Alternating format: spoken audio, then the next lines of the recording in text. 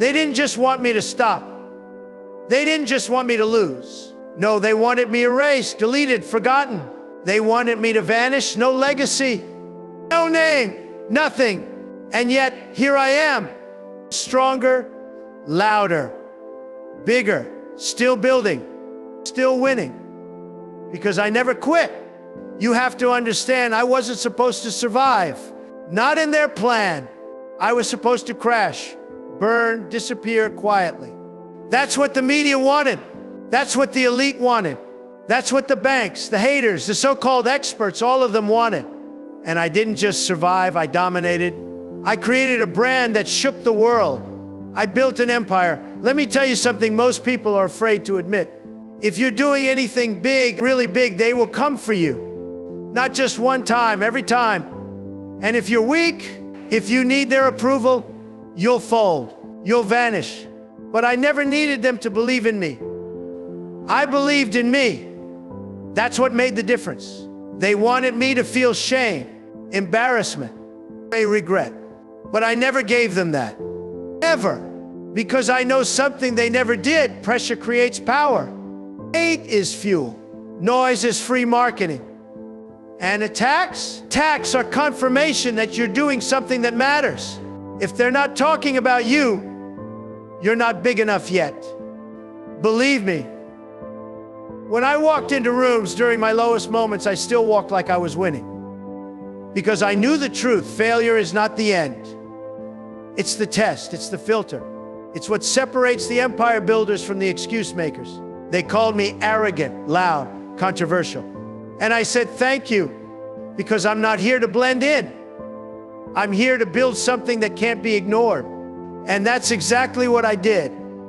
Trump Tower wasn't built in applause. It was built in criticism, doubt, jealousy. Every steel beam holds a story of someone who said he can't do it. And I did it anyway. The Apprentice wasn't just a show, it was a masterclass in branding and dominance. While others begged networks for deals, I made networks need me. That's what happens when you build leverage. I didn't ask for opportunities, I created them. I didn't follow the script, I rewrote it. And when I failed in public, loudly, and then I rose even louder. That's what kills them. You see, they can handle success as long as it fits their narrative. As long as you smile politely. As long as you don't make them uncomfortable. But when you win on your own terms, when you win after they've counted you out, that's when they get scared. Because you've proven you don't need them. And a man who doesn't need their approval is dangerous.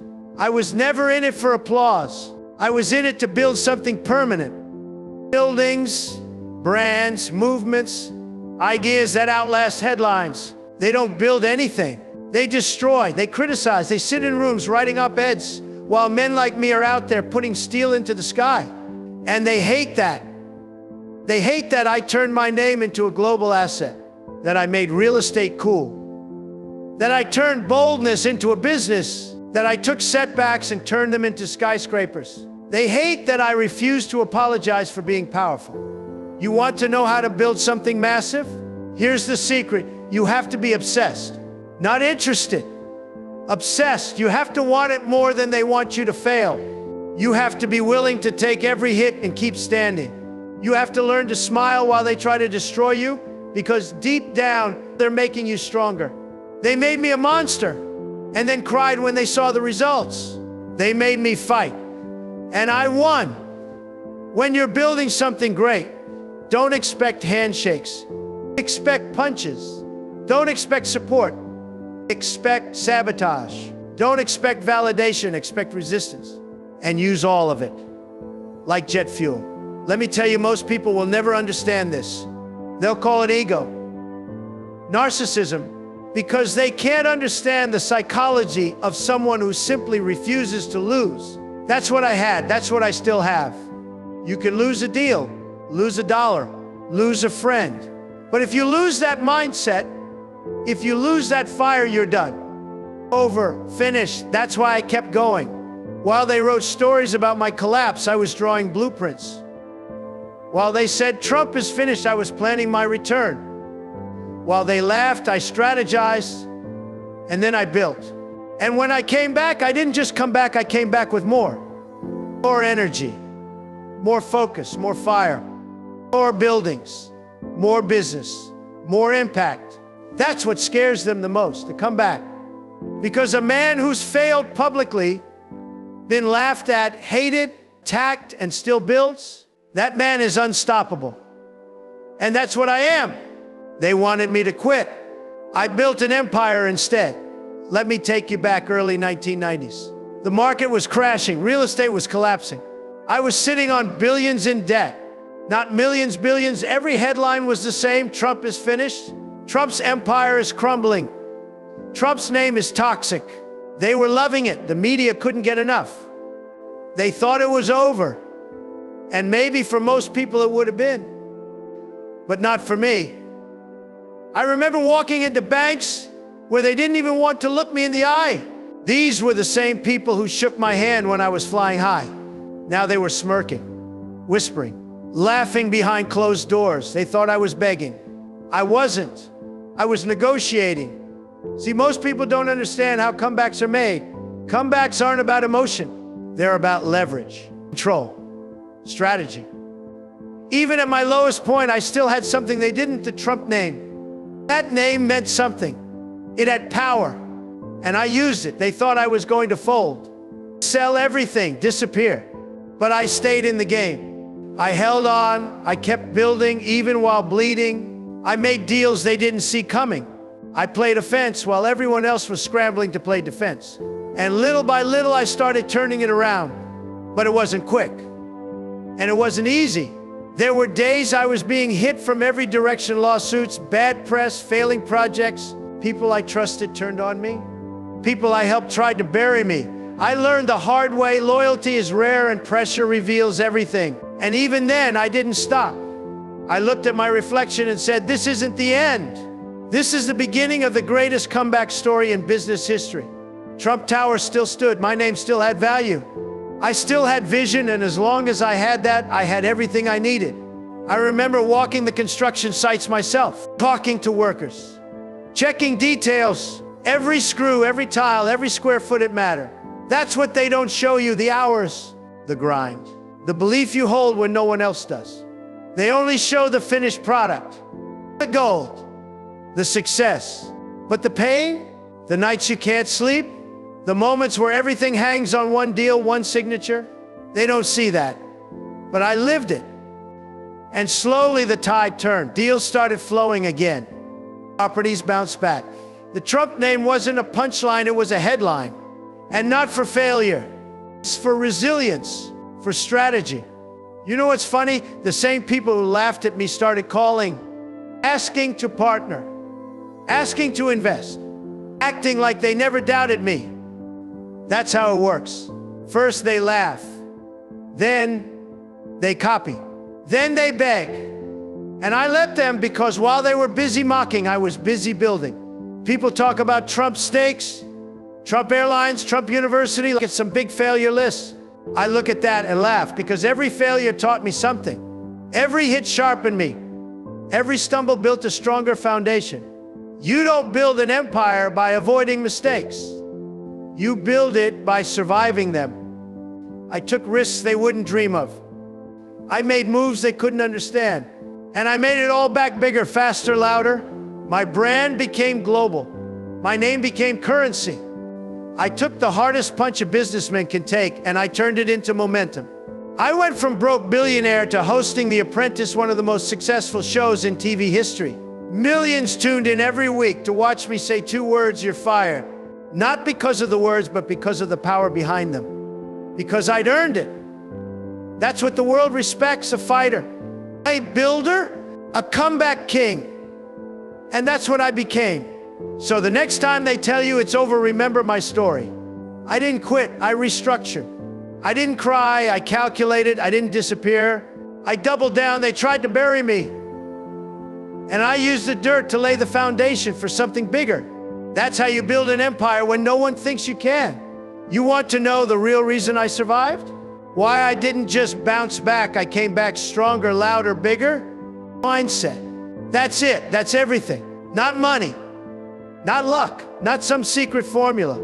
It was how I thought when everything was falling apart. It was what I believed when no one else did. You see, most people collapse the moment pressure hits. Not because of the world, but because of what's going on in their own head. Their self-talk is weak. Their vision is blurry. Their confidence is fake, not mine. Even when I was billions in debt, I never saw myself as defeated. I never said, maybe this isn't for me. I never even thought about quitting, because I don't build doubt. I build direction. I build momentum. I build belief. I don't care how loud they scream, how hard they push. If your mind is unshakable, you're unstoppable. Let me say that again. If your mind is unshakable, you're unstoppable. When I walked into meetings after everything crashed, I didn't walk like a victim. I walked like a winner, because I knew the numbers didn't define me. The headlines didn't define me. The doubters didn't define me. I defined me. That's the power of mindset. Mindset is getting up when your name's in the dirt and still walking like it's carved in gold. Mindset is hearing you can't and translating it into watch me. Mindset is choosing discipline over emotion. It's focus over fear. Strategy over sympathy. People want motivation. They want to feel good. That's why they never win. Winners don't chase motivation. Winners chase execution. Winners build routines, systems, habits, things that don't depend on mood. That's how I operate. I don't ask, do I feel like working? I work. I don't say, is the world fair? I make my own rules. I don't wait for confidence. I act first, confidence comes later. Most people, they wait. Wait to feel ready. Wait for the timing. Wait for people to support them. Let me tell you something, if you're waiting, you're already losing. I built my mindset like a fortress, reinforced, fireproof, untouchable. You couldn't guilt me, shame me, cancel me. Why? Because I knew who I was. I knew what I was building, and I knew what it would take. Pain doesn't scare me. Pressure doesn't shake me. Failure doesn't stop me. It fuels me. You have to train your mind to see attacks as confirmation that you're doing something real. You have to see failure as feedback, not final. You have to see rejection as redirection, not rejection. Every time I heard no, I built a bigger yes. Every time someone turned their back, I found new doors. Every time they counted me out, I added another zero to the scoreboard, because my mind was already operating at the level of the empire I hadn't built yet. Let me say that again. My mind was already living in the empire before the empire was real. That's the difference between people who dream and people who dominate. Dreamers imagine it. Dominators believe it before they see it and then build it brick by brick until the world catches up. They asked me, weren't you scared? No, I was focused. Fear is for people with no plan. I had a plan. I had the vision. I had the fire. You don't get time to be scared when you're obsessed with winning. Obsession, that's another word they hate. They say it like it's a bad thing. He's obsessed. He never stops. He's too intense. Good. Let them call you obsessed. It means you're dialed in. It means you're not soft. It means your vision is real. You don't build towers, brands, and billion-dollar businesses by being balanced. You build it by going all in. Who doesn't like obsession? Quitters. People who tried once, failed, and never recovered. People who blame everything and everyone for why they're still stuck. They want you to be soft because it makes them feel better about being average. And guess what? I never played that game. You want to win? You want to build? You want to lead? Then you need to harden your mind like steel. You need to wake up with a mission. You need to walk like a king even when you're down. Because sooner or later, the world will mirror what you think of yourself. That's how I came back from rock bottom. I didn't ask the world to believe in me. I forced the world to watch me. And when I showed them what belief looks like, the kind that doesn't shake, doesn't bend, doesn't fade, they had no choice but to follow. Build your mind, build your empire. That's how it works. Let's talk about strategy, not just belief, not just mindset. Moves, decisions, power plays. Because once you have the mindset locked in, the next step is knowing what to do with it. Most people, they break under pressure. I study under pressure. I adapt. I look around and say, how can I flip this situation in my favor? That's the difference between losing everything and building an empire. When the media came after me, I didn't hide. I didn't apologize. I made myself louder. You see, I understood something they didn't. Attention is currency. And I had it. Tons of it. So I monetized the hate. I turned the headlines into headlines about me. I made them talk again and again, till even my enemies were promoting me. When they tried to make me a villain, I became the most powerful brand in the world. And that was by design. Trump wasn't just a name, it became a symbol of force, a statement. Whether you loved me or hated me, you knew the name. You couldn't ignore it. That's called leverage. That's called playing at a level where your critics become your marketers. Look at The Apprentice. That wasn't just a TV show. That was a strategic masterclass. Every week, millions of people tuned in to watch one thing, me making decisions. And what did they associate my name with? Power, leadership, wealth, control. Not because I told them to, but because I showed them. That's how branding works. Show, don't say. While other people were busy chasing contracts, I was turning TV into real estate, into deals, into books, into licensing, into global dominance. I created a multiverse of income streams around one thing, me. Hotels, casinos, golf courses, steaks, ties, books, TV, you name it. And every time they said, this one will fail, I launched another. They were playing checkers. I was building the entire board. I even branded the failures. Let them laugh at Trump steaks. Let them mock Trump vodka. I used the attention, the noise, and funneled it into my core empire. Because I knew one thing most people never learn. You don't need everyone to love you. You need to be unforgettable. That's what makes a name immortal. Every move I made, even in chaos, was calculated. That's what people don't get. When I was going through lawsuits, I kept building. When the press said I was over, I launched something new. When they said nobody wants to work with Trump, I made them need me. Because I had what they didn't, an audience, a following, a reputation for never backing down. That's influence. And I built it brick by brick. I didn't ask for partnerships. I became the partner they needed. When you have massive value, people will crawl back even after they swore you off. I watched every room I walked into. I knew who was watching. I knew who was doubting. I made sure that when I left, they remembered. That's presence. That's dominance. And I never once apologized for being too bold, too direct, too loud. That was the strategy. Be loud. Be clear. Be undeniable. Silence doesn't win. Politeness doesn't win. Strategy wins. You want to build your own empire? Let me tell you what you need. Control the narrative. Never let others define you. Speak your truth, repeat it louder than their lies. Use failure as positioning. Own your losses. Reframe them. Turn every L into leverage. Monetize attention. Don't just take the spotlight, build a business behind it. You'd be polarizing. If they all agree with you, you're too quiet. Stand for something. Stand tall. Stand alone if you must. Build where no one's looking. While they mock one project, you launch 5 more. I used every dollar of pain to buy more real estate. I used every second of bad press to buy more reach. I used every loss to build better systems. That's how empires are built, not in silence, but in war. Every handshake I made was power. Every room I entered was a test. Every deal a weapon. And through it all, I kept one thing unshaken, the mission.